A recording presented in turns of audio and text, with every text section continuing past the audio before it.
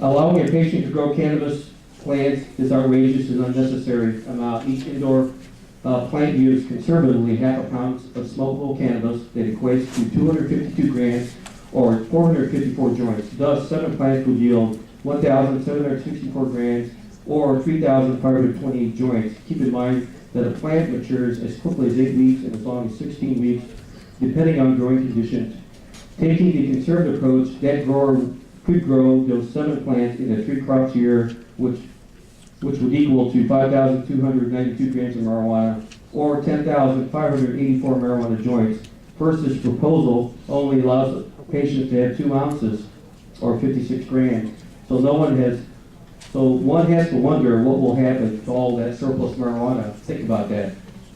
That's where there's a pitfall where people will take advantage, and since this is a lucrative trade. Thank you very much, sir. I'd like to ask a question of you, Representative Lang.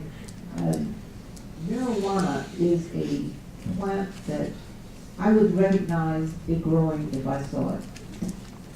Why has this particular plant been singled out as harmful? If I look in my backyard at all those weeds before I decide to pull them, supposing one of them would have the same kind of effect, would I have a problem growing that in my yard? Would I have a problem if experimentation was done on it, found that it was something that would be of benefit to pain in persons?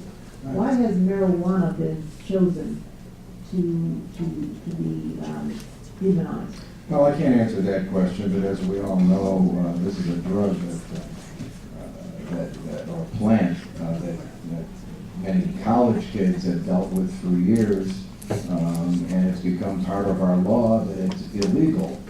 Perhaps for some of the reasons mentioned, that the FDA has never gotten a hold of it, et cetera, et cetera. But we now have 13 states that will at least allow this for medicinal purposes, which is the purpose of this bill. Now we have California talking about legalizing marijuana fully, and not because for any other reason other than the economics of California. They think they can tax it and make some money for the state of California. Well, I don't go that far. All I want to do is relieve pain and suffering. And you know, I heard the comments that were made about quality control. I heard the comments made about overdoses and the use by children, et cetera, but ladies and gentlemen, marijuana is not an addictive drug. Right now, people who are in pain from cancer and MS and other diseases that would be listed in this bill are taking heavy doses of codeine and Vicodin and all kinds of things that are addictive.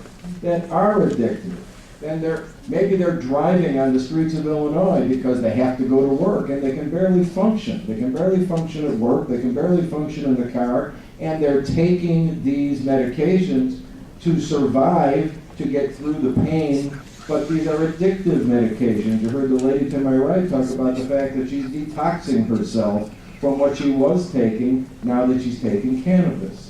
And so the thought that we'd be worried that a few marijuana leaves are going to be sitting around someone's house and one of the children is going to do something with it they should not ought to do, that's the parent's responsibility. Just like it's the parent's responsibility to keep that codeine and that Vicodin away from the kids so they don't take that. So the inference that this is somehow going to damage the moral fiber of our country or the moral fiber of our youth at a time where we have a moral responsibility to relieve pain and suffering whenever we can do it, and when the 13 states that are out there that have legalized it report zero problems,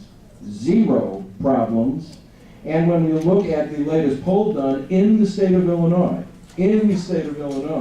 they say 68% of Illinoisans support this bill, or the notion that we use medical marijuana for these purposes. And by the way, to my friends on the other side of the aisle, 54% of Republicans in the state of Illinois think this is something we ought to do. And so I don't understand any argument that says we shouldn't do this unless somebody wants to raise the specter of, oh my God, what are we going to do? We're going to ruin Illinois if we allow people to take away the pain and suffering they have in their life without addiction, without risk, and without any problems for the people in the state of Illinois. I find it outrageous that anybody could be opposed to this bill. I'm still perplexed, myself, but are there questions?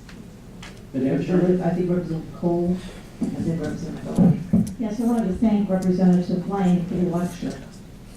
Representative Lang, this bill provides for the growing of far too much of a plant in the marijuana for personal use.